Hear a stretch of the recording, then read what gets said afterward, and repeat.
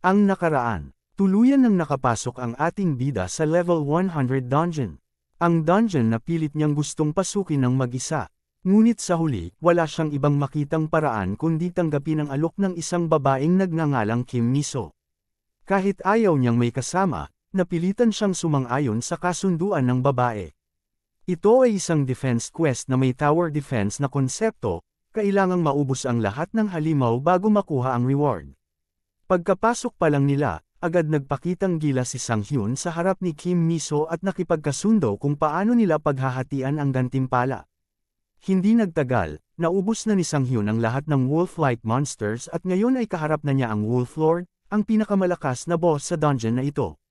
Samantala, si Kim Miso ay hindi pa rin tumutulong, gaya ng napagkasundoan nila ni Sang-hyun. Ang pagpapatuloy. Nalipol at naubos ng ating bida ang lahat ng halimaw sa dungeon, maliban sa boss. Lumabas ang notification. Defense quest, defeat all wolf-like monsters. Defeated monster count, 279. Target monster count, 300. Kasabay nito, sunod-sunod din ang notification na nag-level up si Sang-hyun. Agad niya itong ikinatuwa dahil sa bilis ng kanyang pag-level up. Bukod pa rito, nakakuha rin siya ng D-rank title na No Fear. Ang No Fear ay nagpapawalang bisa sa kahit anong status effect na gawa ng wolf-like monsters, maliban sa boss monster. Napalingon si Sang-hyun sa kinatatayuan ni Kim Miso at bumulong sa sarili, mukhang nagsisimula na siyang maniwala sa mga kakayahan ko. Puno siya ng paghamak habang pinapanood akong tapusin ang yugtong ito. Siguro kailangan ko na lang ipagpatuloy ang palabas. Dagdag pa niya, bakit hindi natin simulan ang pagtatapos?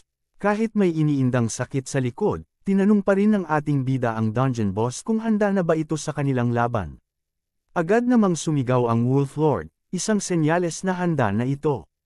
Bigla itong umatake kay Sang-hyun, ngunit mabilis niya itong naiwasan.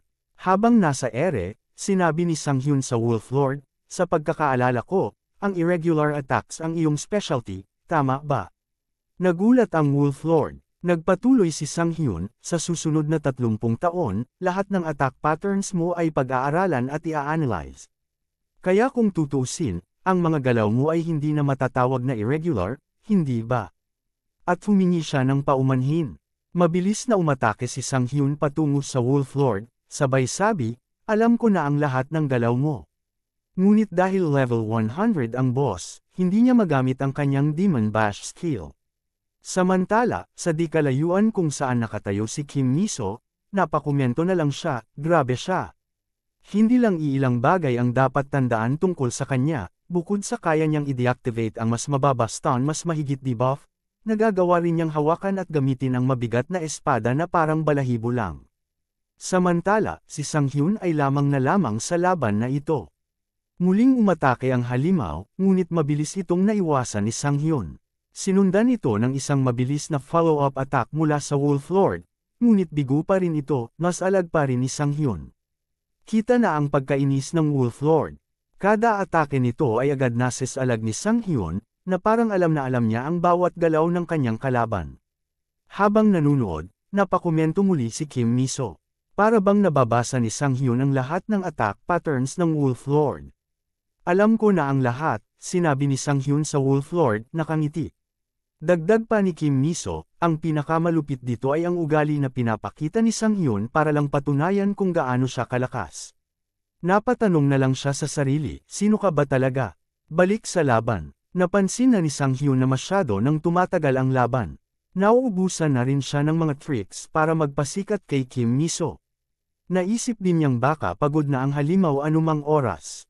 Ngunit nagulat siya nang makita niyang puno pa rin ito ng enerhiya. Wala siyang magawa kundi tumakbo. Sa puntong ito, baka mauna pang mawala ng malay ang ating bida kaysa sa halimaw.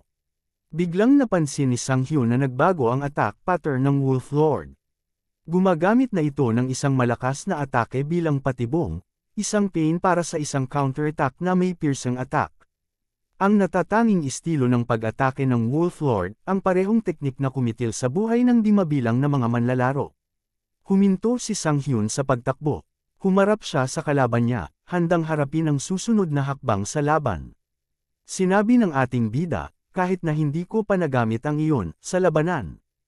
Ang matinding panahon ay nangangailangan ng matinding hakbang.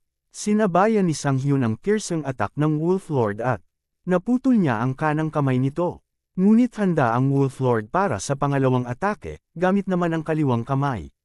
Sa hindi inaasahang pagkakataon, tinamaan si Sang Hyun ng atakeng iyon. Napaluhod si Kim Miso sa kanyang nasaksihan at malakas na tinawag ang pangalan ni Sang Hyun. Halos maiyak siya at sinisi ang sarili. Ang tanga ko, wala akong karapatang maging player. Dagdag pa niya sa sarili, kahit na ipinakita ni Sang Hyun ang hindi kapanipaniwalang lakas, masyado akong naging kampante at hinayaan itong mangyari. Patawarin mo ako, Sang Hyun. Habang umiiyak si Kim Miso, biglang lumiwanag ng kulay berde ang lugar kung saan nakatayo si Sang Hyun. Nagulat si Kim at bulong niya, ang ilaw na ito ay ginamit na ng ating bida ang isa sa mga nakuha niyang artifact, Shield of Coldness. Ang naabsorb na Shield of Coldness ay gumuho, naging abo, at tuluyang nawala magpakailanman. May special effect ito na sacrifice, na nagtitrigger ng healing at may 30 segundong cooldown. Lahat ng not among damage ay napapalitan ng healing. Kung ang not among damage ay lumampas sa kabuoang HP ng player, babalik ang kanyang HP sa maximum level. Flashback.